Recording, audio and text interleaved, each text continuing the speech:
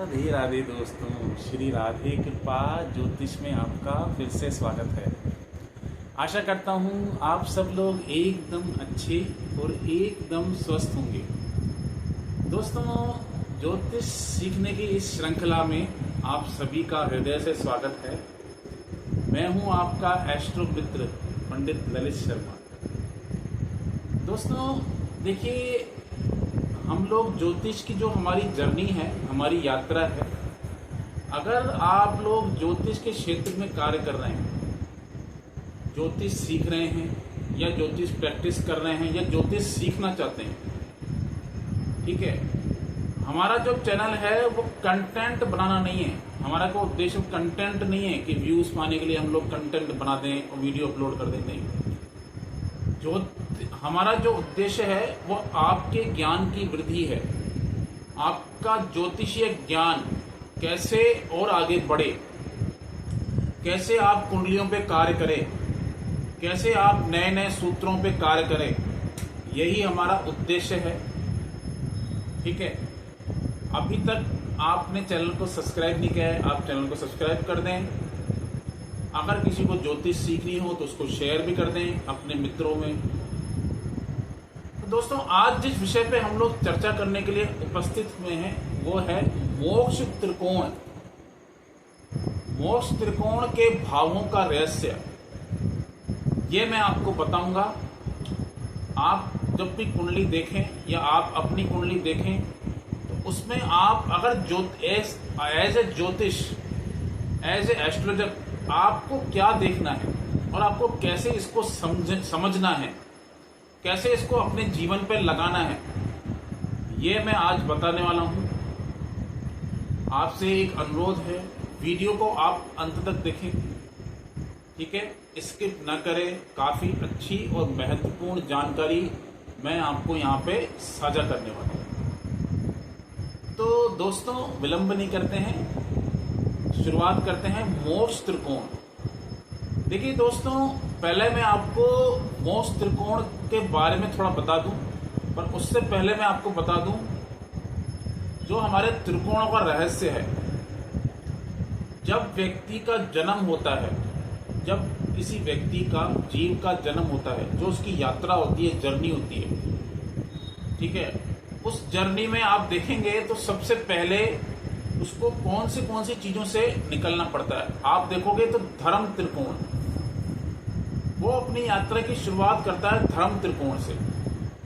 हर कार्य को करने के लिए सूझबूझ, नैतिकता, धर्म, ये उसको मिलता है और उसकी आवश्यकता उसको पड़ती है। फिर वो जब थोड़ा बड़ा होता है तो उसके बाद उसकी जर्नी चालू होती है, चाहे वो व्यवसाय करे, चाहे वो नौकरी करे। अर्थ त्रिकोण, अर्थ त्रिकोण के लिए वो बाहर निकलता है, धन प्राप्ति के लिए वो बाहर निकलता है, धनोपार्जन के लिए वो बाहर निकलता है, चाहे वो व्यवसाय करे, चाहे नौकरी के उद्देश्य से। उसके बाद उसकी डिजायर बढ़ती है, जिसको हम लोग बोलते हैं काम त्रिकोण। इसमें विवाह का हाउस भी आ गया, विवाह भी हो गया। विवाह करने के बाद जब उसकी डिजायर्स पूरी, मतलब मान लीजिए अगर उसकी इच्छाएं पूरी हो रही है, जो भी इसकी डिजायर्स हैं, जो भी इसकी कामनाएं हैं, वो पूर्ण हो जाती हैं, तो फिर उसके बाद सबसे एंड में आता है मोक्ष त्रिकोण। अब आप देखोगे जब अब ये इस अवस्था, अब ये जो एज है, मैं मानता हूं मोस्टली 55 to 60 की एज होती होगी, ठीक है, जब आदमी बिल्कुल मान लीजिए कि एक आध्यात्मिक उसको जाना पड़ता है, बट इसका कोई उम्र से ताल्लुक नहीं है। आज की देश काल परिस्थिति में इसका कोई एज से ताल्लुक नहीं है, ठीक है। तो 4, 8, 12 इसमें बैठा हुआ ग्रह और जो भी आपकी राशि पड़ रही है, आपके चौथे घर में कौन सी राशि है, 8वें घर में कौन सी राशि है और 12वें घर में कौन सी राशि है, उसको आप नोट डाउन कर ले।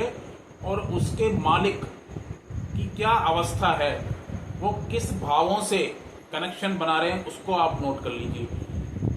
पहले आपको देखना क्या है, देखिए लगन जो है वो आप स्वयं हैं, लगन का जो मालिक है वो आपको परिस्थितियां उपलब्ध कराता है। कैसी परिस्थितियां होंगी, अच्छी होंगी, बुरी होंगी, वो परिस्थितियां आपको जो उपलब्ध कराएगा वो लगन लॉर्ड करवाएगा। ठीक है, लगन लॉर्ड का संबंध आपके चौथे घर से, 8वें घर से और 12वें घर से बन जाता है। तो यकीन मानना एक अवस्था के बाद और एक एज के बाद आपका जो पूरा जीवन है एक ट्रांसफॉर्मेशन की तरफ जाने लगता है। बदलाव आपके जीवन में अवश्य आता है। 180 डिग्री बदलाव आपके जीवन में आएगा अगर आपके लगन लॉर्ड का संबंध चतुर्थ भाव से, अष्टम भाव से और द्वादश भाव से हो रहा है। तो आपकी जीवन में ट्रांसफॉर्मेशन जरूर आएगा उस दशा में। ठीक है, या तो ये सूत्र मैंने आपको बताया, या चौथे घर में बैठा हुआ ग्रह, 8वें घर में बैठा हुआ ग्रह और 12वें घर में बैठा हुआ ग्रह, जब इसकी दशा आती है, जब इन ग्रहों की दशा आती है तो आपके जीवन में महापरिवर्तन होता है। देखिए दोस्तों, जब आप ज्योतिष के क्षेत्र में कार्य कर रहे होते हैं, जब ज्योतिष कर रहे होते हैं तो ज्योतिष को जो हम लोग देखते हैं, गूढ़ रहस्यों का जो भाव है, गूढ़ रहस्यों का भाव है और रिसर्च का जो भाव है वो अष्टम भाव है। ज्योतिष का जो भाव है वो अष्टम है। अब अष्टम में बैठा हुआ ग्रह, लेकिन ये त्रिकोण से संबंध बनाएगा, कोई 4, 8, 12 ये त्रिकोण हो गए, तो इन त्रिकोणों को एक्टिव करेगा। अगर मान लीजिए कि कोई ग्रह चौथे घर में बैठा हुआ है तब भी वो त्रिकोण को एक्टिव करेगा दशा में। अगर कोई द्वादश भाव में बैठा हुआ है कोई ग्रह है तब भी वो त्रिकोण को एक्टिव करेगा दशा में। चतुर्थ भाव जो है वो आपके मानसिक सुख का है। भौतिक सुख मान लीजिए आपने जीवन में प्राप्त कर लिया, आपके पास सब कुछ है, गाड़ी है, घोड़े हैं, बंगले हैं, सब कुछ, लेकिन मानसिक सुख की कमी है। मानसिक सुख आपको नहीं मिल पाता। आप कहते हो यार कि मैं तो, अगर कोई मैलेफिक ग्रह का संबंध चतुर्थ भाव से बन रहा है तो कहते हैं सब कुछ है जीवन में सब कुछ दिया ईश्वर ने, लेकिन फिर भी मन अशांत है। ऐसा क्यों? क्योंकि अभी तक आपने चतुर्थ भाव के रहस्य को समझा ही नहीं। चतुर्थ भाव ने आपको सब कुछ दिया, सुख दिया, अच्छा खासा आपको घर दिया, अच्छा खासा आपको लेविश लाइफस्टाइल, लग्जरी लाइफस्टाइल दी, लेकिन आपने चतुर्थ भाव के लिए कुछ नहीं किया। चतुर्थ भाव आपका मानसिक सुख है, जो आपकी यात्रा की जो शुरुआत है अब होगी इस चतुर्थ भाव के ग्रह की दशा में। ठीक है, ये आपको क्या इंडिकेशन दे रहा है कि आप अपनी जो पीड़ा है, अपनी जो पीड़ा, मानसिक पीड़ा है, वो आप भूलकर दूसरे की मानसिक पीड़ा को हरें। जो भी दूसरे की मानसिक पीड़ा है, मानसिक परेशानी है, उसको आप हरने का वो संकल्प लें। कहीं ना कहीं आपको ये इंडिकेशन आता है चतुर्थ भाव की दशा में या चौथे घर में बैठे हुए ग्रह की दशा में।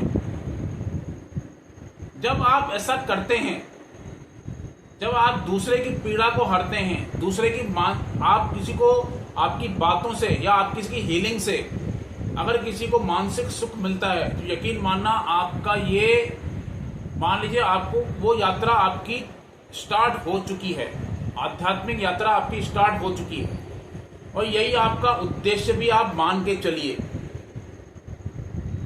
मैं कहता हूं आपको जीवन में मिला, मान लीजिए सुख मिला, अच्छा सब कुछ मिला, लेकिन फिर भी आप बेचैन हैं, फिर भी आपको कहीं ना कहीं पीस ऑफ माइंड आपका गायब है, तो कहीं ना कहीं आपको दूसरे को हील करना है। आपकी जो ईश्वर ने आपकी जो जर्नी तय की है वो दूसरे को मानसिक सुख प्रदान करने की है।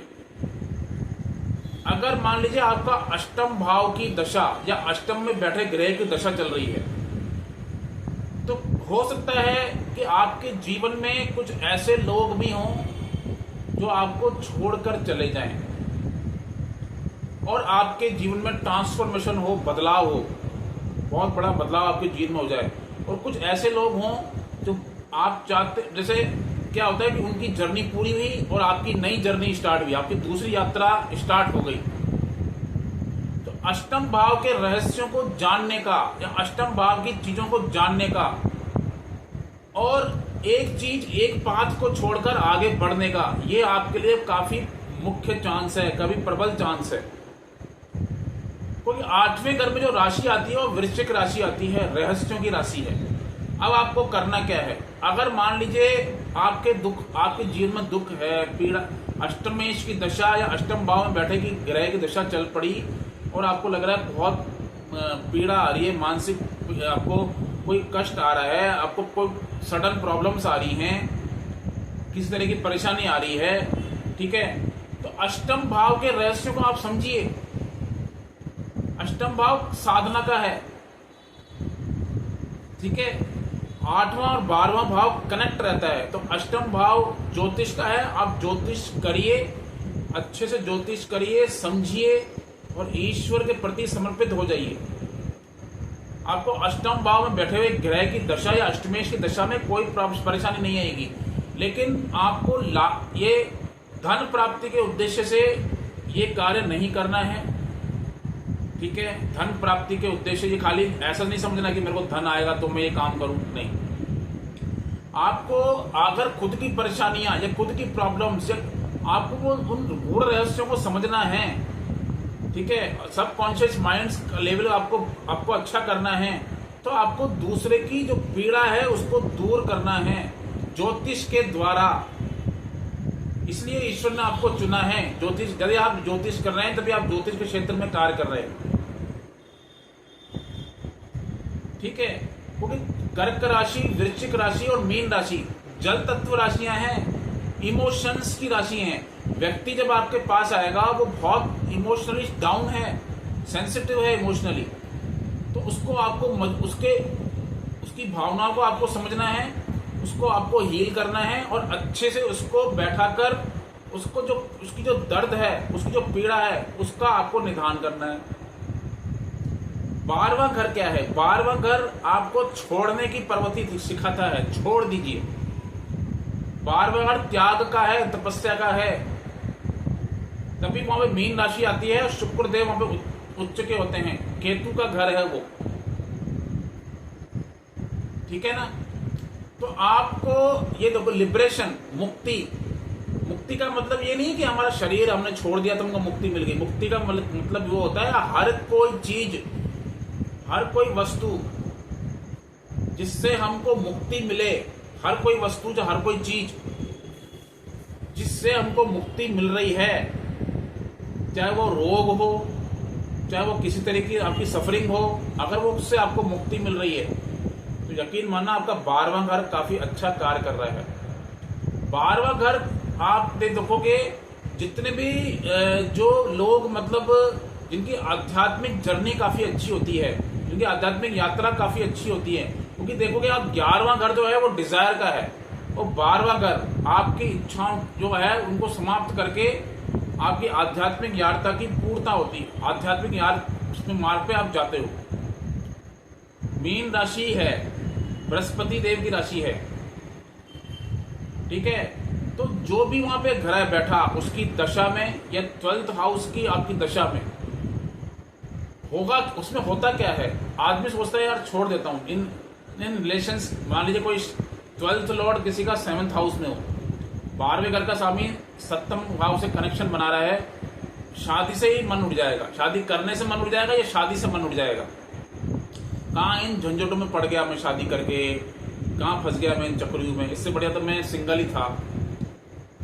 अब मेरा मन करता है ईश्वर की तरफ, आराधना की तरफ, मेडिटेशन की तरफ मन करता है। आदमी हाई लेवल की मेडिटेशन करता है 12th हाउस की दशा में या 12वें घर में बैठे हुए ग्रह की दशा में, कटने की कोशिश करता है, लोगों से दूरी बनाता है, अपने आप में रहता है, अकेले रह के रहना पसंद करता है और अकेले रह के उसको जीवन का वो हर सुख और आनंद मिलता है। हर रिश्तों से वो कोई भी रिश्ता हो, चाहे वो कोई ऐसे भौतिक संसाधनों की तरफ भाग रहा हो, 12वें घर की दशा में और 12वें घर में बैठे ग्रह की दशा में, उससे वो दूर भागने की कोशिश करता है और स्वयं को जानने की यात्रा की तरफ चलता है, स्वयं को जानने की तरफ भागता है। तो दोस्तों ये आपको देखना है।